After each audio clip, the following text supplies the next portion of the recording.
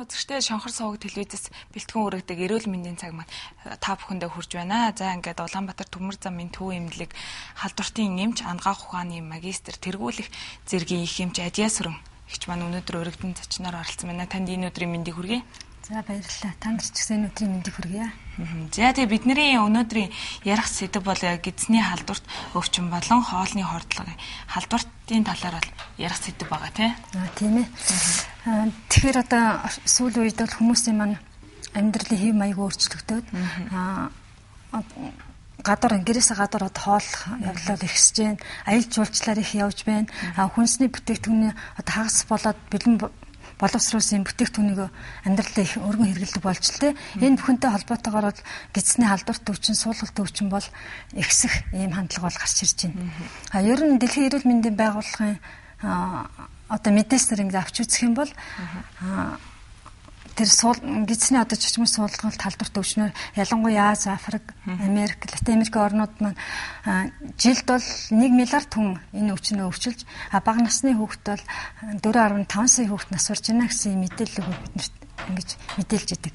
Ер нь манай улсын хувьд бол ер нь сүүлийн үед гарч ирж байгаа нэлээд хэдэн жилийн байдал өвчлөлийн байдлыг авч үзэх юм бол гидсний халдварт өвчин, хордлох халдваруудын маань одоо хөдлөлт зөөнөөс үзэхэд ялангуяа гидсний халдварт өвчин маань ерөөсөө зуны улиралд 5-аас одоо 9 сарын хооронд бол илүүтэй их гарч ялангуяа 6-7 дугаар сард бол өвчл маань эрс ингэж нэмэгдэж ирдэг л дээ.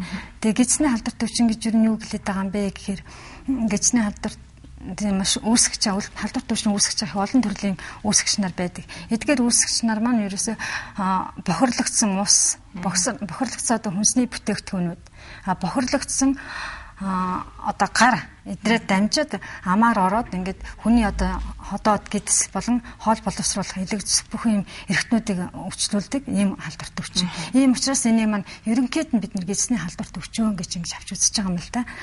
Тэгээд манай бас өнөөдөр эфирийн шууд утас 77119811 гэсэн утас руу бас асуух зүйлээ бол асуугаарай. Тэгээд Адьяасүрэн эмч маань та бүхэн зөвлөгөө өгөх бол мөн 15 25 15 гэсэн утас руу мессежээр асуултаа явуулаа бид таны асуултанд хариулах болно тийм. За тэгээд сонирхсан асуулт байвал асуух хүн байвал залхаж асууж болно. Тэгээд энэ гидсний халдварт өвчин ер нь хитэн төрөл гэдэг юм болов уу?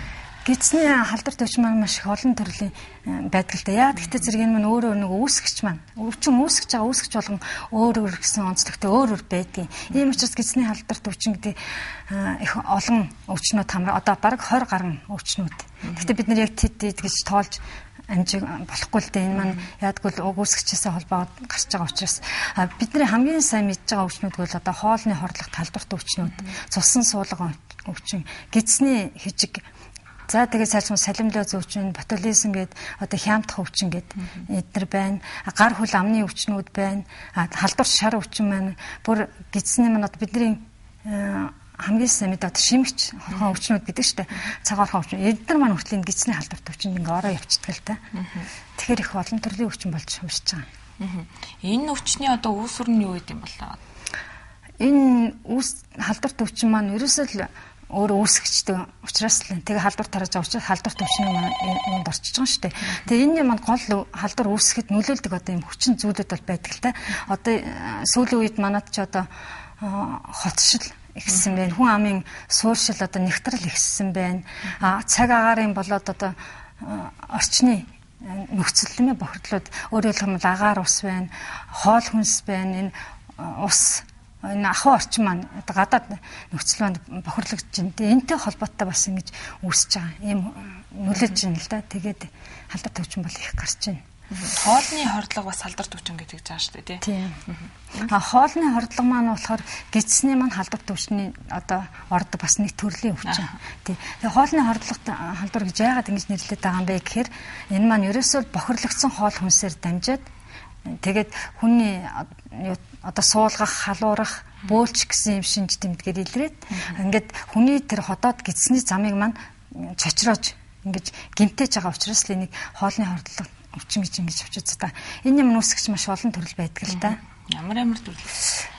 Тийм энд одоо янз бүрийн сахванцар гидсний маань сахванцрууд орно, вирусууд орно, протеус орно. Одоо тийм бас өшөө энэ дэр чинь одоо кокод орно. Бактери стрептокок гэдэг кокод орж ийн. За тэгээ мөөгөнцрөөр хүртэл үүсгэгддэг. Тэгээ харин энд нэг онцлог байдаг. Юу гэхээр гидсний халдварт өвчнөд энэ маань өөр орж байгаа ч гэсэн гидсний халдварт өвчин маань хоолны халдвар хоёр маань хоорондоо бас ялгаатай. Ямар ялгаатай вэ тий? Хоолны хордлого үүсгэх одоо хоолны хордлого маань хэд хэдэн тийм онцлог байдлаар илэрдэг. Яагтгүй энэ гидсний халдварт өвчин хоолны хордлого өвчин маань хоорондоо ер нь гарч байгаа клиник шинж тэмдгээр бол адилхан.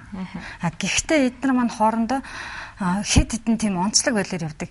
Жишээлбэл одоо бид нар ингээд үүсгэгч нь байна. Үүсгэгч нь болохтой зэрэг одоо өнөөдөр бидний ингээд орчинд ингээд хүнд одоо хэвэн байж байгаа ийм үүсгэгч нар маань үүсгэж идэг энэ өвчнийг. Яг тийм нян одоо няман гэсэн. Тэгээ ямар нөхцөлд үүсгэж байгаа юм бэ гэхээр энэ маань олон одоо ингээд мянгаараа олон саяараа ингээд хоол хүнсэнд байрлаад ингээд бохирлогдсон ийм нөхцөлд бол үүсгэж идэг. Үүсгэгч маань маш хурдан хугацаанд ингэж өсөж үрждэг учраас тэр илэрч байгаа шинж тэмдэг маань хурдан. Өөрөөр хэлбэл одоо нууц хугацаа богино гэсэн. Бид нар өнөөдөр ингээд хоол хүнс идсэн байлаа гэж ерөөсө 2-3 цагийн дараа 24 цагийн дараа ингээд илэрч гарч ирдэг л дээ. Тэгээ энэ дээр бол гисний халдварыг утган арай өөр байдаг. Хоёрдугаарт энэ маань их олон хүнийг ингэж хамарч өвчлүүлдэг. Гисний халдварт өвчин бол тухайн хүнээрээ л өвчтэй шүү дээ. Хоолны хордлого бол тэгэхэд гинт их олон төрлийн өвчин. Нэг дараа. За тийм байна. Та холбогдсон байна. Энэ хордлого өвчний талаар ярьж байна. Энэ сайн одоо ойлгож авч байна. Тэгээ би сая энэ наадмаар энэ хараар захтай байсан байдаг. Эндээс нэг усан үзэм авч идсэн. Авчи гэхдээ 5 дээр тавихад чимэхээр одоо хүрэн өнгийн ногоон өнгийн авч ирсэн. Тэгээд тэрнээс нэгэ төсвөө ногоо ирсэн. Орой кино үзээд нэгэ төсвөө идсэн чинь шинэ халуураад одоо бүтэн 8 хоног гэс бодож халуурч өргөж өглөө.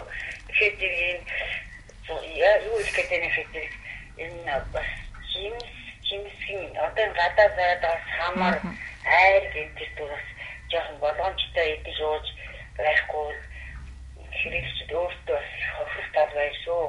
Ялангуяа ариун цэвэр шаардлага хангаагүй тийм бүтээгдэхүүн бол өөрчлөлдөг юм байна. Тэрнээс хохирч бас эдийн засгийн хувьд ч гэсэн эрүүл мэндийн нэлээд хандлаа. Тийм учраас ард түмэндээ идэж байгаа хүмүүсэндээ өөртөө сонголт хийхдээ зөв болсон харьцаж идэж байгаарай гэж зөвлөх байна. Зөвлөгөө өгч баярлалаа. За тийм энэ ч нөгөө хоол хүнсний гаралтын хордлогууд маань ерөөсөө хүнсний бохирлогдсон бүтээгдэхүүн гэж байгаа шүү дээ. Ялангуяа жимсгнүүд. Одоо энэ шалтгаан гэдэг би ярихдаа ярина л да энэ дэр тий хамгийн одоо энэ гаднаас ингэж хоол хүнс авч иднэ гэдэг чинь хамгийн гол бохирлогдсон хоол хүнс байна л гэсэн. Энэ хүн тийм л юм авч идсэн байна л да. Тэгээ ялангуяа бохирлогдсон жимсээр бол их дамждаг. Ер нь олон төрлийн гидсний халдварт өвчнүүд. За тэгээ энэ үзэгч маань бас холбогдоод сэрэмжлүүлэг өгж байна тий. Сэрэмжлүүлэг өгч аваад баярлалаа. Гидсний халдварт өвчин, хоолны халдварт өвчин хоёрын одоо хооронд нь бас том ялгаа байдаг гэж хэлжсэн байна. Тийм, тэр би ярьж байгаа таслалаа да тийм. За тэгээ бас нэг онцлог зүйл юу байдаг вэ гэхээр тийм гидсний халдварт өвчний маань хоолны хордлогот өвчний маань нэг онцлог зүйл гэвэл одоо тодорхой үүсгэгч бол их тодорхой байдаг л да. Одоо энэ хоолыг идснээс бол би ингэсэн учраас тэр үүсгэгч нь тодорхой учраас тэр голомтонд авах арга хэмжээ маань бас их тодорхой. Тэр хүнээр тэр голомтонд л арга хэмжээ авчих юм бол энэ гидсний халдварт өвчний утга нь хоолны хордлогын халдварт өвчин амархан зогсдог. Бас нэг ялгаатай зүйл гэх юм бол ерөөсөд хордлого авсан хүмүүс маань өөрөө өвдөд тэгээ бусад одоо хажуу хавьдаа байгаа одоо гэрийнхэндээ бол тараадгүй. Тийм нэг онцлог байдаг. Ягдгүйл тэр хүн бүтээгдэхүүнийг өөрөө эзэн учраас өөрөө өвдөн тэр хажууд байгаа хүн бус гидсний халдвар шингэж бус юмар дамжны юм байдгүй юм хэд хэдэн онцлог байна л да. За нэг үзэгч холбогдсон байна. Байна уу? За тийм байна холбогдсон байна. Энэ юм асуусан юм аа. Энэ өөрөө газтай ундаа энэ архинаас ашигласан байгаа. Тэрийг одоо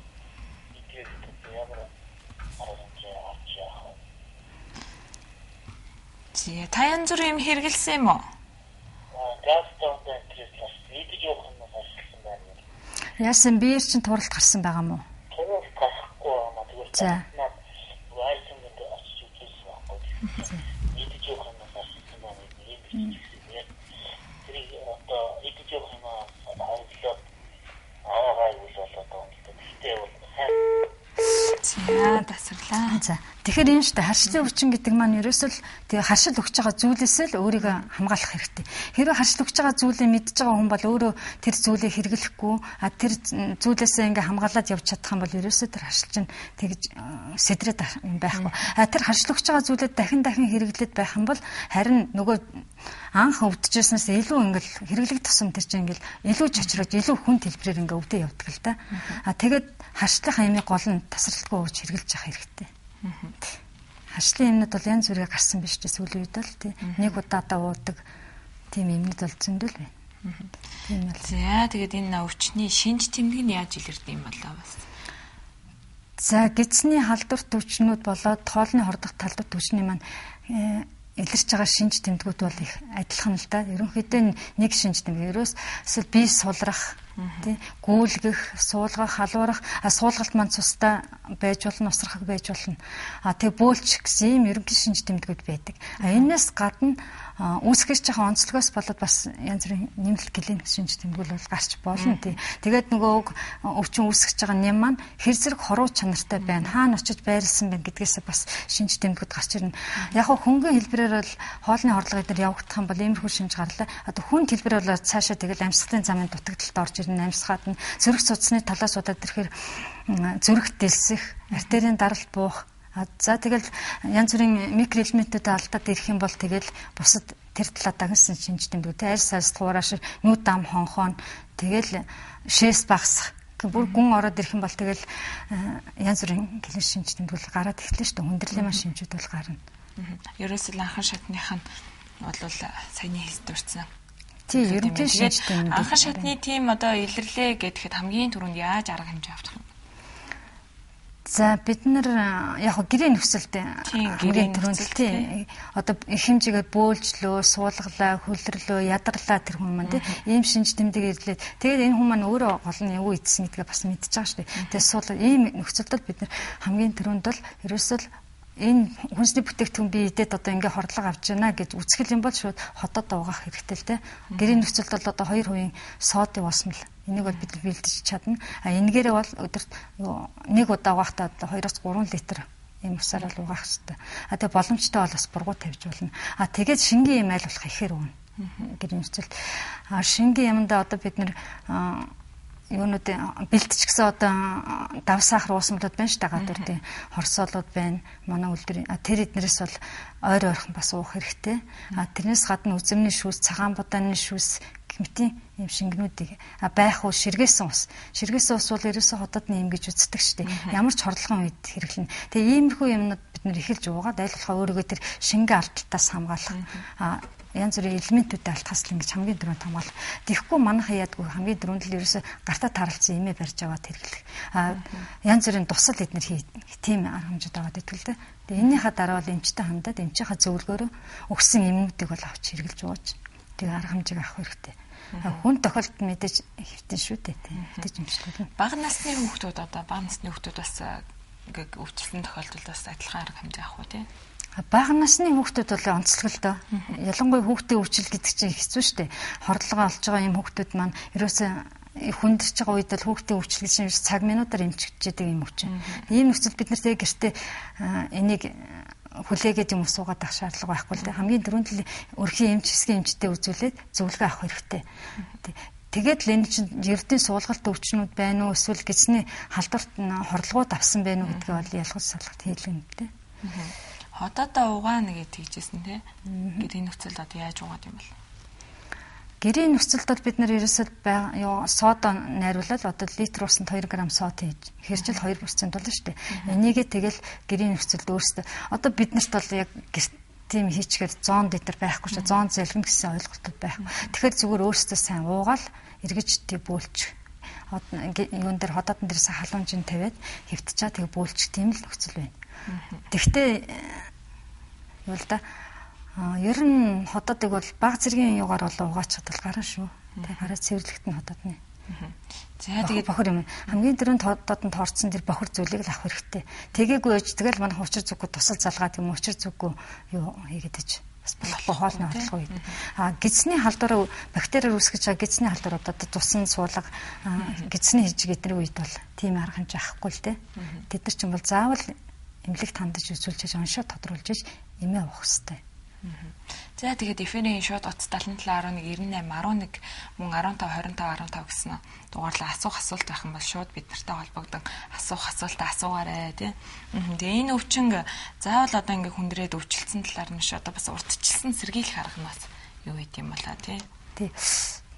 Юу л одоо халдвар төвчнүүдийн дотроос ч одоо амьсгалын замын халдвар төвчин бол урдсан сэргийлэхэд их хэцүү байдаг. Яг л агаар туслын замаар дамжиж байгаа учраас ингээ хүмүүс тэгээд ярьж хооронд л тархчихдаг юм уу.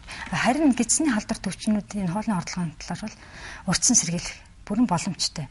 Яг гэвэл хувь хүн маань иргэн маань өөрөө л энэ өвчний талаар мэдлэгтэй, энэ өвчний талаар зөв одоо ариун цэвэр эрүүл хан дэглэн баримталдаг, барьж чаддаг ийм л байх юм бол энэ өвчнөөс сэргийлж чадна. Тэгээ хамгийн гол урдсан сэргийлэх юм маань юу байх вэ гэхээр ерөөсөө л гараа угаах. Тэгээ яг гэвэл энэ гидсний халдвар төвчний маань дамжуулж байгаа гол зүйл маань бохирлогдсон гар. Тэг бохирлогдсон гадаад орчин байна шүү дээ. Тэгэхээр энэтэй холбоо гараа зөв. Ерөөсө гар түүний гар гэдэг чинь бүх халдвар төвчин үүсгэх чинь 90% бол хадгалж идэг гэж байна янгуй. Тэгээ ялангуяа хумсны завсраар бол ерөөсө 95-6 орчим хувь хумсны завсарт хадгалагдсан байдаг. Тэгэхээр гарыг маш сайн савандаж угаах хэрэгтэй. Бас хэрвээ тийм савандаж угаах боломжгүй тийм нөхцөлд бол бид нэ спирт гелийн ус мөлөдийг бас хэрэглэж ингэж ариутгах хэрэгтэй. Зүгээр жишээ болгоод одоо сонирхуулаад хэлээд юм л да. Гарын хумсан дотор гэтэл бидний хамгийн сайн мэддэг халдвар шар өвчин одоо цагаан орхон өвчин өвчнөө өндөгнүүд гэтэл ерөөсөө хэдэн хоногор ингэ байрлалцсан байдаг. Зөвхөн хумсанд. Гэтэл гидсний хижиг өвчин болоод энэ цасан суулга өвчтний нэм бол хумсны завсраар ерөөсөө 2-3 хоног бол байж идэг гэж байгаа байхгүй. Тэгэхээр ер нь гар хэр зэрэг халдвар дамжуулах нэ гэдг нь бол ойлгомжтой л юм. Тэгээ бас урдсан сэргийлэх бас нэг арга бол ерөөсөө гадаад хоол хүнстэй холбоотой учраас хоол хүнсэд бохирдуулах талын арга хэмжээ авах хэрэгтэй л дээ. Хоол хүнсийг зөв сонгож авах хэрэгтэй. Хүмүүс сонголтоо зөв хийд. Сонголтоо зөв хийхин тулд бид нар хамгийн түрүүнд одоо дэлгүүрт орохоос л эхэлнэ шүү дээ. Хүнсний ямар дэлгүүрээс ямар бүтээгдэхүүн авах вэ? Аль болохоор стандартын дагуу ажиллаж байгаа дэлгүүрүүдээс л авах хэрэгтэй. Гадаа ил задгаа байгаа энэ хүнсний бүтээгдэхүүн бүгд л бохирлогдож байгаа ийм хүнсний бүтээгдэхүүнүүд ааш. Зам дээр ил байж энэ тэр чинь тийм ээ. Одоо энэ автобусны бодлуудын тэнд. Дээрээс нь тэнд чинь хичнээн хүн явж бохирлуулж байгаа. Гадаад орчин одоо ямар байгаа вэ? Тэгэл гадаад орчин хүмүүс чинь цэр нусаа ил задгаа хаяал тэр нь хатаал ингээл тэргээр дөрнө өвчин үүсгэх юм байж гэнэ л гэсэн үг шүү дээ. Ийм бүтээгдэхүүнийг аль болохоор авахгүй. За тэгээ авсан тохиолдолд одоо жимсгэн нэг бол ирсэн маш сайн угааж идэх хэрэгтэй. За өшөө бас нэг сонгохдоо бид нар ерөөсөн хүнсний бүтээгдэхүүнүүдээ сонгохдоо үйлдвэрлэсэн он сарыг хугацаа дуусч он сарыг бас их харах хэрэгтэй. Дэлгүүрт ороод бид нар бас хүнсний бүтээгдэхүүнүүд авахдаа тэр хүнсний бүтээгдэхүүнийхээ шошгон дээрх одоо он сар харахаас гадна хэлбэр юуг нь хайрцаг савных нь баглаа бодлох нь одоо хэлбэр төсөг. Одоо сүүн бүтээгдэхүүнүүд маань соорч юу хагарсан байна уу? Өндөг хагарсан байна уу? Лазлсан бүтээгдэхүүнүүдэд одоо хонхоож байна уу? Хайрцаг сав нь зэвэрсэн байна уу гэх мэтэр одоо ингээл харж бүтээгдэхүүнийг зөв сонгож хэрэглэдэг. За ингээд сонгож авсан бүтээгдэхүүнээ бид нэр очиод хэрэглэхдээ бас зөв хадгалах хэрэгтэй. Ялангуяа хөргөчөнд одоо хүнсний бүтээгдэхүүнийг хадгалахад хас 2-оос хасах 4 гараас хадгална. Бас хадгалахдаа хаана ямар бүтээгдэхүүнийг яаж хадгалах вэ? Хооронд нь хольж чадахгүй тийм ээ. Одоо хүнсний ногоонуудад тусна жоохон хагас боловсралдаг бүтээгдэхүүнээ тусна. За ингээ хэрэглэх болохоор бид нар бас хэрэглэхэд их учиртай л дээ. Хүнсний бүтээгдэхүүнүүдээ одоо махан бүтээгдэхүүнүүдийг бол хөлдөөгчнөөсөө гаргаад хэрэглэсэн дараа буцаагаад тийм. Хүнсний ялангуяа одоо хүйтэн зуушуудыг бол ерөөсөө хадгалсан бол аваад тэр дорн л хэрэглэх хэрэгтэй. Тэгээ хэрэглэж байгаа энэ хоол хүнснийхээ бүтээгдэхүүнүүдийг ерөөсөө илүү яг өөртөө тааруулж хэрэглээл илүү гарсан бүтээгдэхүүнүүд ерөөсөө тасалгааны температур ер нь 2 цагаас илүү байлгадаг шүү дээ. Хоол хүнсийг 2 цаг хэрэгтэй болох юм бол тэгэл нэм маань үрж ийн халуун дулаан ийм. Тийм учраас ерөөсөө дандаа хөргөчөндөө хийх хүмүүс идэд дуусгах энэ л хэрэгтэй. За тэгээд жимсгнийг маш сайтар угаах боломжгүй үед харьсалж иднэр идэх тийм жимсүүдийг бол сүүн бүтээгдэхүүн одоо ус эднэрийг бол ерөөсөө дандаа буцалгаж хэрэглэнэ. Тэгээ махыг ч гэсэн манайх ч махыг бас их шүрхий идэх гэдэг чинь шүү дээ. Ялангуяа илгийг тэр биеийн сайн гэдэг. Тий, биеийн сайн гэдэг ихтэй. Тэгээд ерөнхий бол шүрхий идэх хэрэггүй юм аа л та тий. Тэгээ махаа айл болохоор л чаанж болгож идэх хэрэгтэй. За тэгээд сая бас зөндөө үзэгч таныг ярьж байгаа хооронд залгалаа тэгээ авч чадаагүй уучлаарай. Дахиад бас эргээд залгаарай тий. За тэгээд энд бас нэг 15 бас асуулт ирсэн байна. 3 настай хүүхэд хордлого авснаас хойш хоолн дургүй болцсон. Яах вэ гинэ? Хэр зэрэг удаж байгаа юм тэр.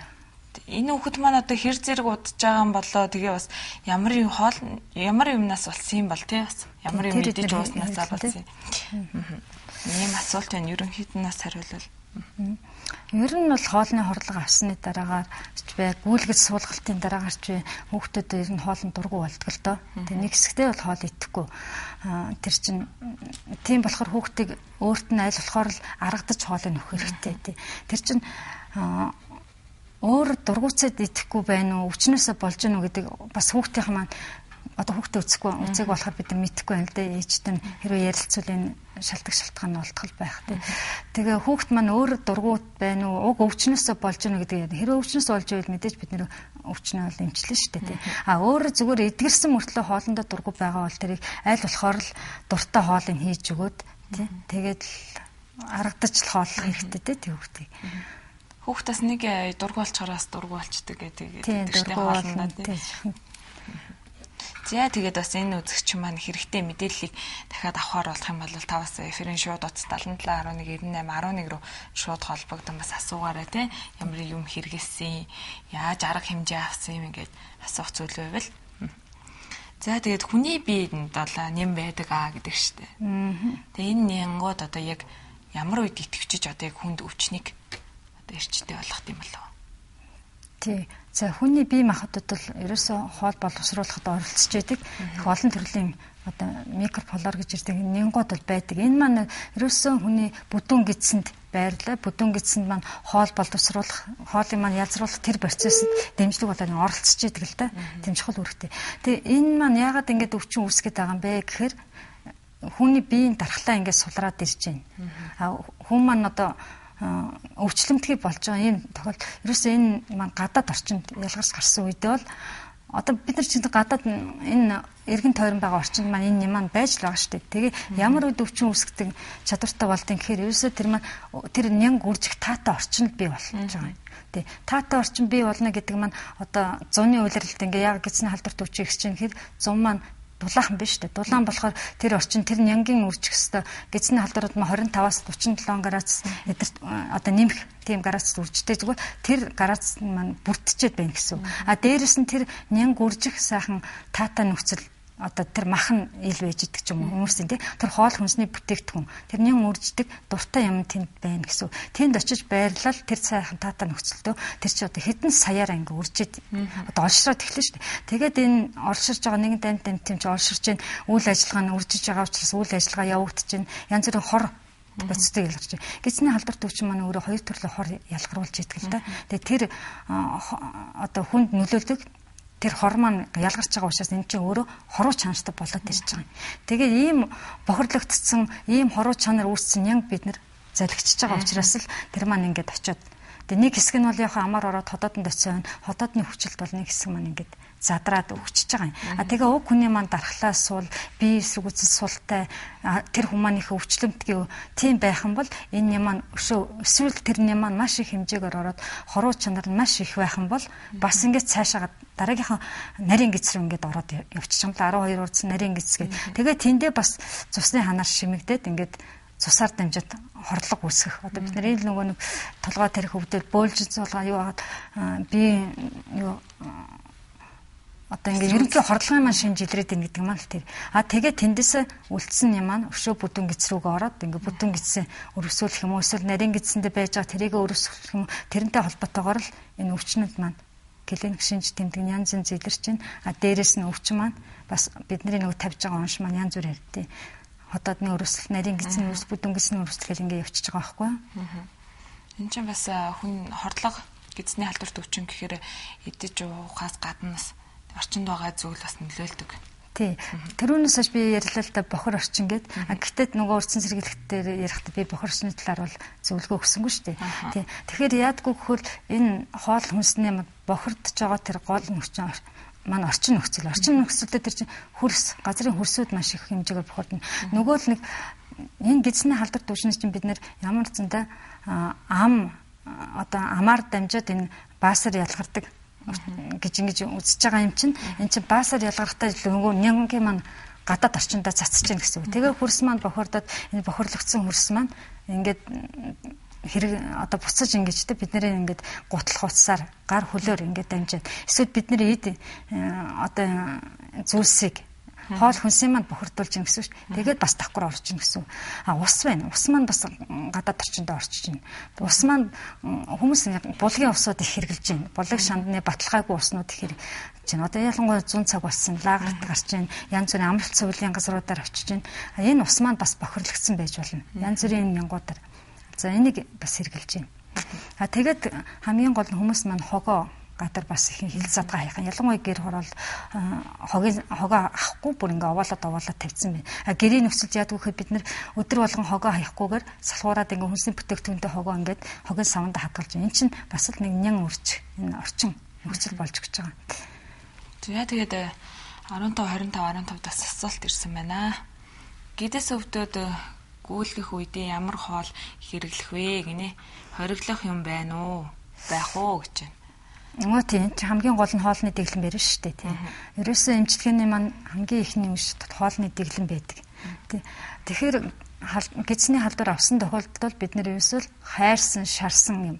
Одоо нөгөө хям, өндөг бүх хүнсний бүтээгдэхүүн чинь тэр хурц бүтээгдэхүүнүүд нь хоригдчихж байгаа шүү дээ. Тэгээ голдуу яг шүлтэй хоол тийм ээ. Шүлтэй аль болохоор амархан шингэдэг тэр шингэцтэй хоолуудыг бол эдэн. Бид нар цусан суулга өвчлөлийн салмилоз гэсэн өвчнүүд бол аль болохоор 4А гэх тусгай хоолууд өгдөг л дээ. Тэгээд айжмдаа өвчин маань ингээд иларшиж ихсний дараагаар бол үндсэн хоолндоо бол орно. Одоо ерөнхийдөө бол тийм өөхтөс багтай тий өөхтөс багтай тийм хоолууд дээ шүү дээ. За тэгээд эфир утас маань нээлттэй 77119811 гэсэн утас руу шууд залхан та асуух асуулт байвал асууж болно. Мөн 15 25 15 мессежээр асуух асуултаа ирүүлээрэй. Бид тэгээд адья сүрэгчтэйгээ та бүхний асуултанд хариулах болно. За тэгээд бидний өнөөдрийн бас ярилцах сэдв маань болохоор гидсний халдвар болон хоолны халдварт өвчний талаар ярилцж байгаа. Энэ сэдвийн талаар асуух зүйл байвал асуугаарай. За тэгээд энэ болохоор 3 настай хүүхдэд хордлого авснаас нь хойш хоолнд дургүй болсон гэж тэгжсэн. Энэ дээр болохоор бас том хүнд бас адилхан нөлөөлөх үү? Том хүн ч нэг хоолнд дургүй болоод тийм юм бол гайгүй л те. Яг уг үүсгэж байгаа үүсгчнийхаа дараагаар яг хэрэгжилж байгаа эмнээсээ болоод хоолнд дургүй болж байна. Тий гидсний халдварын үед дууж байгаа эмээ хэрэгснээс дараагаар зүгээр өөрөө тэгээд архаг ходоод гидсний архаг өрөвсөлтөө хүн бас байж болно шүү дээ. Тийм байх юм бол ходоодын чочроод ходоод өвцнөөс тэр юм нөлөөснөөс болж ходоод өвсөнтэй холбоотой хоолнд дургүй болно гэхээс биш том хүмүүний хоолнд дургүй болоод байхгүй. За тэгээд асуултууд ирээд байна. 100 хордлого авахгүй байхын тулд ямар хүнс хэрэглэх вэ гинэ? Хэрэглэж байвал зүгээр вэ гэдэг чинь зөвлөөч ээ гэж. 100 одоо зуны улиралдаас өвчлөлт их байдаг гэдгсэн. Энэ өвчлөлтөөс урдчлан сэргийлж одоо. За 100 ер нь бол хүнсний бүтээгдэхүүнүүд маань гол хордлого үүсгэж байгаа хүнсний бүтээгдэхүүнгүү л ерөөсөө мах. Тэгээд өндгөн бүтээгдэхүүнүүд жимс тийм ээ. Тэгээд юу одоо бялуу юу л нөө торт нөө кремтэй торт тий крем. За тэгээд загсан бүтээгдэхүүнүүд дахианы хэмээн одоо олон ер нь бидний өдөр тутам хэрэглэж байгаа бүхэл зүйл маань хэрэв бохирлогдсон байх юм бол хоолны хордлого үүсгэн штэ. Тэгэхээр эдгээр бүтээгдэхүүнүүдээ л сонгож авахтал анхаарах хэрэгтэй юм да. Тэгээс хүний идж байгаа тэр заашгүй хоол тэжээлээр авах хэрэгтэй тэр бүтээгдэхүүний чинь болоо гэж бид нар бол зөвлөхгүй шүү дээ. За тэгээд шар өвчнөөс хүүхдээ яаж хамгаалах вэ гэж бас тэгж байна. За шар өвчин маань бас гидсний халдварт өвчнөд ороод бүлэгт бол ороод явчихдаг. Яг гэхдээ зэрэг шар ялангуяа А хэлбэрийн шар өвчин маань нөгөө бохир гараад дамждаг гэдэг. Тэгээ бас нөгөө хоол амаар ороод хоол боловсруулах эрхтэн гэмтээдэг гэдгээрээ бас ингэж орчдөг юм л энэ бүлэг өвчин. Тэгээ гол одоо сэргийлэх шар өвчнөөс сэргийлэх маань нэгдүгээрт ерөөсөө гараа цэвэр байлгаж угаах шүү дээ тий. Тэгээд шар өвчнөөс хамгаалах АГ-ээс хамгаалах вакцинууд бол байгаа.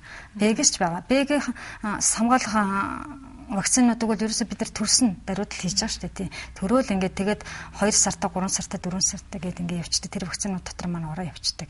Б-гээс хамгаал. А-гаас хамгаалах вакцинууд бол сүүлийн үед манад хийж байна л да. Бид нар бол яг итгэхгүй дархлаажуулалт гэдэг үднэс бол юу хийдэг юм иммун глобулин бол тарьдаг. Тэгээд иммун глобулин тарилаа гэхэд бол тэр ерөөсөө өвчлснөөс юу хойшвол юу хийснээс хойшвол ерөөсөө 4-6 сар л хамгаалагддаг шүү дээ тийм. Тэгэхээр өвлийн улирал яг төр зүрийн хугацааны хамгаалалт болно. Харин гас хамгаалах хамгийн гол юм нь одоо сүүлд гарч байгаа вакцинууд байна л да. Тэгээ вакцинуудыг бол 2 тун хийж бүрэн одоо 5-10 жил хамгаалагддаг. Тэгээд бас хүмүүс маань нөгөө вакцина цаг тухайд нь хийлгээд байвал урд нас хэрэгтэй сайнаар нөлөөлнө шүү дээ. Энэ нас хэмжээнд байгаа юм яах вэ гэд шагаан мах эргэж гин цагаан мах гэж ам шүү дээ. Цагаан мах эргэж гинаа тэгээд байгаа банк яаж за энэ үзэгчийг би сая анзаарч харсангүй. Тэг ямар ч гэсэн цагаан мах нь эргэжсэн банк эргдэг хүн байна. Тэгээд яаж бас энийг аргалах вэ л гэдэг чинь. За тийм шулуун гэц урвж ийн гэсэн үг л дээ тийм. Тэгээ заримдаа бас манайхан ч нөгөө гемро гэдэг шүү дээ. Тэрийг бас цагаан мах хэрэглэе гэж бас андуурах юм байдгийг. Хэрвээ цагаан мах хэрэгнэ гэдэг маань ерөөсөө нөгөө шулуун гэц маа доош унжиж орж ирээд тэгээд байна л гэсэн. Энийг яах вэ гэхдээ зэрэг л ерөөс ингэж энэ хүнийх одоо хэл зэрэг удаж байгаа тэрнтэйгээ бас холбоотой эмчтэн юм юу тактикууд өөр л байна л да.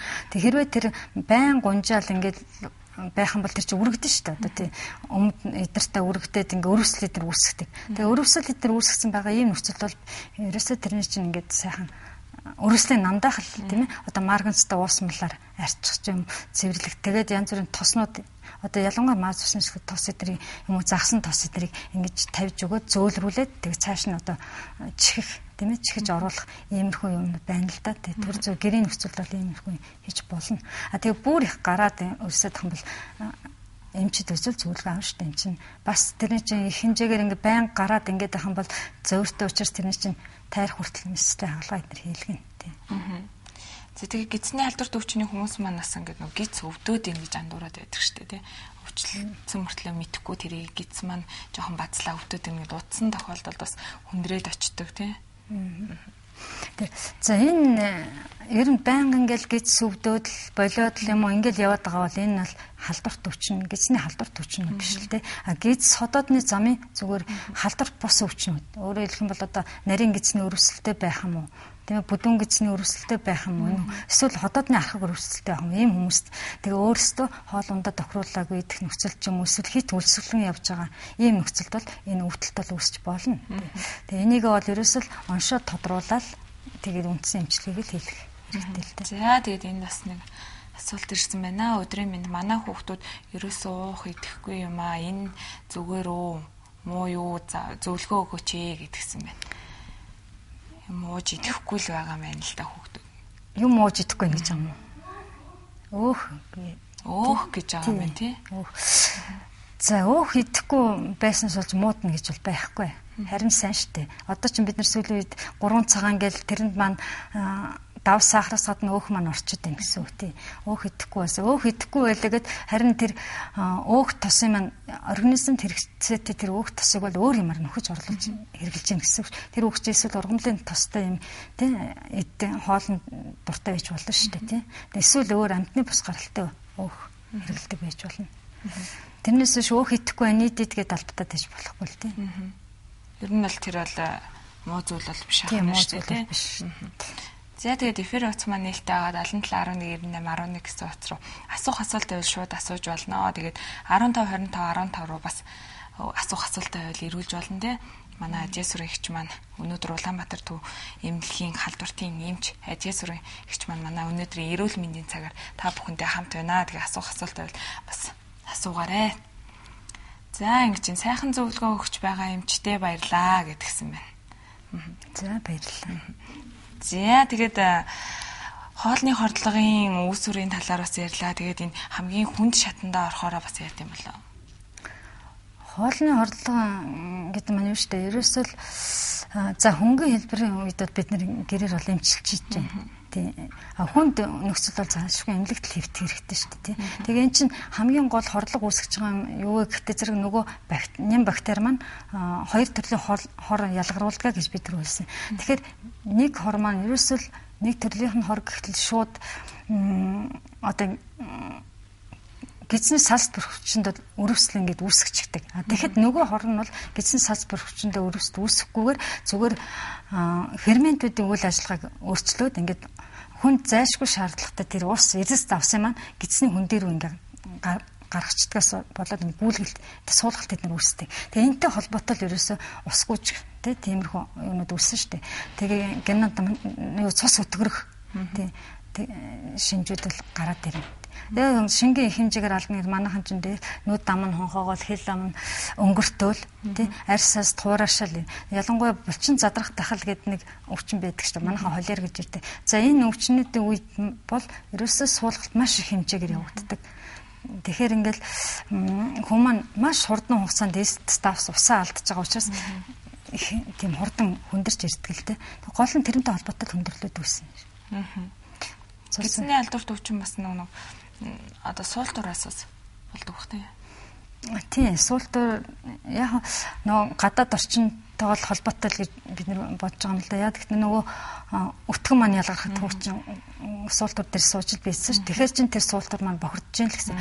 Тэгэхээр яг уу тэр суултуурууд их бид нэр сайн цэвэрлж тийм ариутгахлын ус мэлтэй цэвэрлэх хэрэгтэй. Ялангуяа цэцэрлэгийн хүүхдүүдийг бол ерөөсөө тэр хүүхд тусвар өөр ингэсэн горшоктой тийм хөтөвчтэй тэр хөтөвчин дээр суудаг л байх хэрэгтэй. Ер нь ганц гидсний халдвар төвчмж биш цагаан орох хүртэл тэр суултуур арчил дамжин штэ хөтөвчээр. За үзэгч харах сайн ариутгах халдвар гүтчих явах хэрэгтэй. Байна. За. За баярлалаа танд ч гэсэн өнөөдрийн мэндийг хүргэе. Яг энэ цаг үеэ болсон хэрэгтэй нэтгүүлэг явж байна. Тэгээд их үнэтэй зөвлөгөө өгч байгаа нэмжтэй баярлалаа. За баярлалаа. Тэгээд нэг зүйл асуухад энэ гадуур жишээ нь ингээд зарагдж байгаа хоол хүнс юм уу? Ер нь хоол таны газруудаар ороод хооллох тохиолдолд одоо тухайн хоол хүнс нь одоо мууц юм уу? Одоо эсрэг нөлөө үзүүлэхгүй байх одоо тийм ям тэрийг одоо мэдээд бол юуг нь асах хэрэгтэй вэ? Одоо тухайн хоол хүнс нь одоо эрүүл байж чадчихна уу гэдэгт нь тэрийг асуумаар. Тэгээд тухайн хүн бас одоо гидсний халдвар авчлаа гэж бодоход гэр орныхондоо одоо халтахгүй байхын тулд юу анхаарах хэрэгтэй вэ? Тэрийг асууя.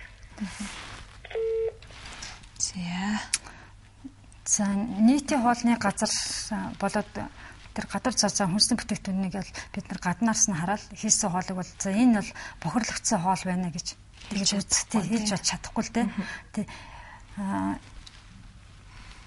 Ерөнхийдөө бол үнэр тий. Тэр чинь ерөөс гаднаас хараад мэдэгдэх юм байхгүй шүү дээ. Амт нь яг хөө зөв мууцсан бүтээгдэхүүний бол бид нар мэднэ. Жишээлбэл жимсгэн те хонхоо жонхоосон байх, мах бол ногоорсон байх, үнэр танаар орсон байх гэдэг дээр бол бид нар ялгана өгөхөөс шүү. Тэр ороод бол мэдэхгүй. Хамгийн гол нь хувь хүн одоо нийтийн хоолны газар орохдоо тэр нэг үйлчлэгийг ямар байна гэдгийг л анзаарах хэрэгтэй шүү дээ. Өөрөөсөө тэр аяг шаазан тавган яаж угаа цэвэрлж байна гэдгийг наацхан харчих хэрэгтэй. За тэгээ үйлчлүүлэгчдээ маань бас тэр үйлчилж байгаа тэр тоогооч тийм ээ тэр ажилчид маань одоо хэр зэрэг тий одоо гутал хувцсан хүртэл тийм одоо хэр зэрэг цэвэрхэн байна хүнд яаж хандж байна гэдгээс нь бас тэнчнээс нь ерөөсөө энэ халдварт гисний халдвар төвчний маань бас нэг үндсэн шалтгаан бид дөрөв шалтгаан хэлбэл үндсэн шалтгаанд бол ерөөсөө энэ нийтийн хоолны газар хүнсний бүтээгдэхүүн үйлдвэрлэж байгаа газар энэ дэлгүүр одоо хүнсний дэлгүүрүүдийн худалдагч нар тийм ээ тэрний бас их хамааралтай байдаг л да. Тэдгээр хүмүүс манай өөрсдөө одоо ангиентцсан байх ч юм уу ганц суруутцсан байх ийм нөхцөлд бол бас гидсний халдвартай байх юм бол тэд нар чинь өөрсдөө халдвар тараагчтэй. Тэгэхээр тийм хүнсний үйлдвэрүүд хүнсний бүтээгдэхүүн хийдэг энэ газрууд маань өөрсдөө ариун цэврийнхаа тэр шаардлага одоо горим жирмийг ягштал баримталдаг байх хэрэгтэй. Хаана л ерөөсөө тэр эрүүл ахуйн дэглэм зөрчигдөн тэнд ерөөсөө энэ өвчин маань үүсгэж бэлэн байж байгаа шүү дээ. Тэгээ ялангуяа одоо хүнсний бүтээгдэхүүн үйлдвэрлэж байгаа энэ газрууд маань тий ажилчдаа эрүүл мэндийнх нь үзлэгт бүрэн хамруулж хэрэг өвчтөд байх юм бол ажиллахгүй байх. Тэгээд тэр үйлдвэрсэн хүнсний бүтээгдэхүүнээ бас яаж хадгалах вэ? Тэр үйлдвэрлэл технологи эднэрээ бас анзаарч байгаа. Технологи алдна гэдэг чинь ерөөсөө халдвар төвч үүсэх бас нэг юм шүү дээ. Тэгээд тэрүүний хүн асуусан. Эзний халдвар төвч одоо хүүхдүүдэд тийм гэрт өвчин нөхцөл бусад хүмүүсүүдэд яаж хамгаалах вэ гэд хамгийн гол нь нөгөө л нэг аяг шаазанга тусдан байлгах, сайн угааж цэвэрлэх, гэр орноо чигтэй цэвэрлэгээ хийх, нөгөө халдваргүйтгэлийн уусмлыг хэрэглэх. Тийм л юмуд хэрэглэн шүү дээ. Тэрнээс биш янз бүрийн эм тариа идэж угаад одоо хамгаална гэсэн тийм ойлголт бол байхгүй. За энэ үзэгч холбогдсон байна. За дасарчлаа. Төлбөртэй шарын вакцины хүүхдтэй энэ жил нэг удаа хийлгсэн. Энэ сайн уу муу юу гэнэ хэдэн жил хамгаалах вэ? Дахиж хийлгэх хэрэгтэй юу гэсэн байна. Тийм. Одоо сүүлийн үед манай дээр А гепатит эсрэг энэ дархлаажуулалтын вакцинууд ирээд байна л да. Тэгээ энэ маань ерөөсөө үндсэнд бол 2 удаа хийх ёстой юм. Нэг удаа хийсэн тохиолдолд бол тэр маань ерөөсөө жилийн хугацаанд хамгаалагдана. Тэгэхээр 2 дахь дозыг бол нэг удаагийн дооз хийснээс хойш 6 сарын дотор бол хийгдэх ёстой энэ вакцин. 6 сарын дотор ингээ 2 тун доозоо бүрэн авсан хүүхэд бол 5-аас 10 жил бол бүрэн хамгаалагдана гэсэн үг. Тийм болохоор энэ хүн бол 2 дахь дозоо хийх хэрэгтэй л дээ. Тэгэхээр бид нар ингээ гадаад явж байгаа юм хүн байх юм бол тэрэнд бол ерөөсө 14 хоногийн зайтгаар ч гэсэн хийчтiin. Хурдан тархлаажуулалт тогтоохын тулд. За нарийн бүдүүн гидсний өвчин удам дамжих уу гэсэн байна. За энэ дээр бол яг өрөвсөлт өвчин бол удам дамжихгүй. Тийм. Хамгийн гол удам дамжих боломжтой болцоотой юмнууд юу байх вэ гэхээр одоо хавдар тийм нарийн бүдүүн гисний хавдар бол дамжиж болох юм. Бас ян гений гаралтай одоо удамшлын гаралтай янз бүрийн гажиг байх юм бол яг хөө дамжиж болно. Тэгээ тэрнээс биш яг өрөвсөлт бол дамжихгүй. Өрөвсөлт тухайн хүнийхээ л өвчин шүү дээ. Манайхан бас ямар нэгэн өвчтэй болчоор яг удам дамждаг гэдэг айгаад идэг тийм. Тэгэхдээ энд бас нэг хэлэхдээ юм байдаг. Хүнд байдаг иммун глобулин А гэж байгаа юм. Бас энэний үйл ажиллагаанд дутагдaltaй болох холбоотой бас байж болно л да. За ээж аав иммун глобулин А дутмагт байсан хүүхдэд бол дамжаад төрсөн бол тэр чинь иммун глобулин А ч өөрөө тэр бүдүүн гидсэнд байж л тэр нянгууд маань өгөхөд бас оролцож юу шүү дээ дархлаа сэргэж идэг. Гэтэл энэ маань ингээд дутаад ирэх юм бол бас ингээд тий яг удмын дутагдaltaй төрж болох юм. Тийм юм нөлөөлнө гэхээс биш өөр юм бол нөлөөлөхгүй. За тэг бидний ярьж байгаа сэдв болохоор гидсний халдварт өвчин болон хоолны халдварт өвчний талаар ярьж байгаа. Тэгээд сая бас өчнөө үзэгч маань холбогдсон. Тэгээд таны яриаг таслахгүй гэд үзэгчээ салгаад байгаа. Тэгээд дахиад одоо залгаарэ. Одоо бол үзэгчээ авъя те. 77.19811 гэсэн утас руу шууд холбогдоод бас асуух зүйл бол асуугаарай. Мөн 15 25 15 гэсэн дугаар руу мессеж илгээж асуух асуултаа асуугаарэ гэж хэлмээр байна. За ерөнхийдөө хоёулаа халдварт өвчин гэдсний халдварт өвчний талаар үзэгчдийн анхан шатны мэдлэг гэрээр яаж имжлэх үү талаар бол зөвлөгөө өгч байгаа. Түүнээс яг нарийн гүнзгий зүйлийг бас хэлээгүй шүү бас хүмүүстэй ингэдэг штэ энийг яагаад ярихгүй байгаа ингэж бас магадгүй тийм болохоор ерөөс анхан шатны зөвлөгөө тэгээ та хэрэгтэй зүйл ах юм бол бас асууж болно тийм. Тэг гидсний халдварт өвчин маань өөр их олон төрлийн өвчин учраас одоо бүгдийг хамруулж ярина гэж байхгүй тийм. Гэхдээ энд нэг онцлог юм байдаг. Юу гэхдээ зэрэг гидсний халдварт өвчин маань үүсэх юу одоо дамжиж байгаа зам маань тодорхой учраас энэ хамгаалж болдог. Тэгэхээр энэ бүх өвчин ийм олон төрлийн өвчин мөртлөө хамгаалахад бол ерөөсөө л нэг хідэн дэглэн барьж яхад л тий нөгөө л нэг гараа цэвэрлэх тийм ээ зөв угаах орчин цэвэрхэн байх гэмт. Тэгээ энэ дэглэмүүдэл барьж байгаа нөхцөлд бол ер нь бүгдээрнгээс нь л хамгаална гэсэн үг. Ер нь бол айгу амархан идэгдэг өвчин. Дэглэн барайл нэг тэгж амар юм хэрэгэлдэг үү? Хэрэглэхгүй яг үү. Гидсний халдварт өвчнгөө чинь хэцүү шүү дээ. Бас амар өвчин биш юм чинь. Тийм. Ягаад гэвэл зэрэг гидсний халдварт өвчин маань нэгдүгээр энэ чинь нийгмийн гаралтай өвчин болоо ирчихэж байгаа байхгүй юу? Тийм. Хүн ам их нэгтарч сууршина гэдэг чинь тий одоо ингээл нэгтрэл хүн ам хичнээн их байна тэнд чинь энэ өвчл явагдаад байна. Дээрэс нь бохирдолт их байна гэсэн. Тэр орчин хүн их суурч газар л бохирдол их болоод байна гэсэн шүү дээ. Бас энэ талаас тэгэхээр эн чинь нэг өвчин гараад ирэхэд бусад олон хүнийг өвчлүүлнэ. Одоо жишээд хүүхд цэцэр сургууль цэцэрлэгүүд байж байна тийм ээ. Одоо намар болоод ирэх шар өвчин гэсэд ирдэг шүү дээ. Эн чинь нөгөө хүүхдэд сургуулийн хүүхдэд цэцэрлэгийн хүүхдэд маань суглаад ирэхтэй зэрэг л тийм өвчл бас гарах үндэс бол юу орчин болоод ирж байгаа байхгүй. Тэгэхээр чинь нэг хүүхэд нэг ингээс өвдлөө гэж чинь дамжаад өвчтсөн байдаг шүү дээ. Хэрвээ тэрийг мэдээд л арга хэмжээгээ шуурхаа авахгүй юм бол эн чинь олон хүнийг цааш нь ингээд дамжиж өвчлүүлэх юм байна шүү дээ. Тэгэхээр бас тэгээ энийг идэх за гидсний халдварт өвчин авлаа. Хамгийн гол нь яг хуу дараа нь өвчснийхаа дараа за хоолны хордлох талбар бол хяналтанд байхгүй гэж болно. Энэ бол яг тэгвэл хоолны хордлого үүсгэж байгаа юм маань ерөөсөө уг хүнтэйгээ гидс содоодонд ороод гараад ялгахтаа цуг тэр нөгөө өхөөс эсдэг гэж цуг гараа ивчдэг учраас янз бүрийн үлдцэд нар байдгүй. Хурд идэгтгэл тэ. Гэтэл цусан суулга өвчин, балнаад өвчин тий. Одоо гидсний хижиг өвчин. Эдгээр маань ерөөсөө юутай одоо халдвар шар өвчин эдгээр маань өшөө цаашаа олон хүнийг өвчлүүд өшөө их хүндрэн одоо би энэ гидсний халдвар төвшнүүдийн хүндрэлүүд ерөөсөө алин дээр нь ч ярьсангүй. Энэ хүндрээд ирэх юм бол их хэцүү бүр гидс цоор хүртэл хүндрэлүүд гардаг шээ. Цус алдан цоорон шокт орох гээд энэ хүндрэлээ юус. Тэгэхээр эмчилгээ хийдгэж үзүүлээд эмнэлгээс эдгэж гарсныхаа дараа заавал хяналтанд ордог өвчнүүд эднэр чинь. Хяналтанд орохгүй юм бол тэгээд уг өвчин маань архагшиж үлдэнэ. Тусан суулга өвчин архагшин. Нянтэгч болно. Нянтэгч гэдэг маань өөрөө өвдөхгүй идэгрээд гарсан мөртөө бусад хүнд ингээд нянга дамжуулаад ингээд яваад байдаг. Өөрөө тэрийг өвдөж байгаагаа мэдэхгүй. Одоо тийм хүн нийтийн хоолны газар ажилд орох юм бол тэгэл нян тараага явна гэсэн шүү дээ. Өчнөө олон хүн өвчлүүлнэ гэсэн. Тийм болохоор заавал эн чинь эмчилгээ хийлгэснийхаа дараа хяналтандаа тодорхой хугацаагаар байдаг. Бүр гидсний хижиг өвчин бол бүр 3 жилээр эдэр байна штэ. Өшөөс шаардлагатай бол бид нар бүр насан туршаар нь хянах юм үүтэй. Тэгээ хяналтыг бол ерөөсөө орхиж болохгүй л тий. Тэгээ хяналтанд аваад хяналтнаас гарахад бид нар бас бүр тэрний чинь нарийн шинжилгээнүүдийг хийж ингэж гаргадаг штэ. За энд бас асуулт ирсэн байна. Шарын вакциныг 6 сар болоод хийлгэх байсан. Мартаад 3 сар болчихсон байна. Одоо яах вэ гэдгсэн байна. Энэ хийлгэж болно. Тий. Өргөжлүүлэл хийлгэж. Хугацаа бол гайгүй байна шүү дээ. Яг болохгүй бүр яг энэ чи 2 дооцоо 6 өнгөрсөн ч гэсэн хийлгэж болно шүү дээ. Хэрвээ жаахан юу санагдаад байвал дутуу юм шиг санагдаад байх юм бол яг дахиад хийлгэж болно. 3 дахь дооцоо авч болно шүү дээ. Энийг их нөлөөлөд дооц илүү гараад хүн хордуулаад байх тийм бол байдгүй л дээ. Ширах дээр бол. За тэгээд бас иргэд маань аягүйх юм бэлтмэл хамаагүй хэрэгэлдэг эмчийн зааваргүйгээр тий. Тэгэхээр бас та үзэгчтэй юм бэлтмэл хамаагүй хэрэгжилж болохгүй шүү гэдээ бас ер нь бол та бүхэн ярилцах цагийн хугацаа бол дуусч байна тий. Үзэгчтэй хандаад. За энэтэй холбоотой гэвэл юу гэдэг л хүмүүс одоо гидс содод өвдөд эхлэхээр л өөрсдөө дур мэдэж их олон янзын юм авч хэрэгэлдэг.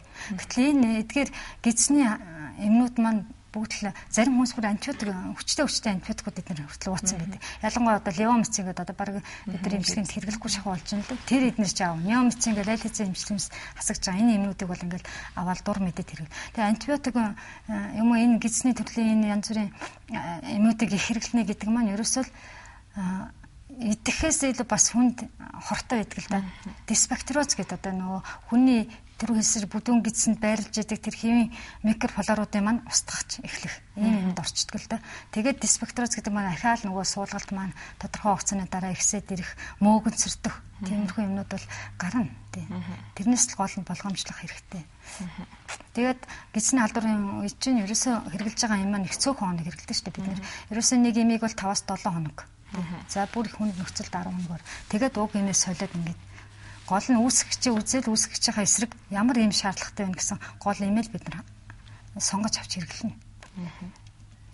За тэгээд Улаанбаатар Төмөр замын төв эмнэлгийн халдвартын эмч, амгаах ухааны доктор, тэргүүлэх зэргийн их эмч Адьяа Сүрэн эмчтэй бас ирсэнд баярлалаа. Тэгээд бид хоёрын бас эрүүл мэндийн цаг маань бас өндөрлөж байна. Тэгээд бидний өнөөдрийн ярьсан сэдэв бол гидсний халдварт өвчин болон хоолны халдварт өвчний талаар бас үзэгчтэй тий зөвлөгөө өгсөн байгаа. За тэгээд үзэгчтэй манай эрүүл мэндийн цаг энэ дөрөв өндөрлөж байна. За баярлалаа.